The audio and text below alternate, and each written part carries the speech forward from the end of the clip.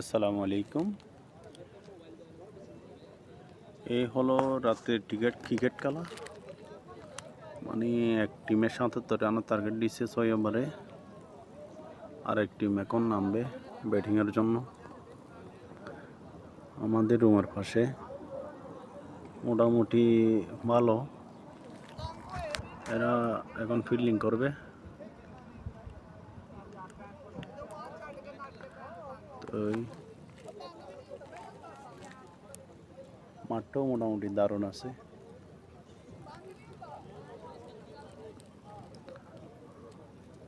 খেলা শুরু হলে আপনাদেরকে দেখাবো। আপাতত এতটুকু। ORS 11 अपने बैट्समैन को भेज दें।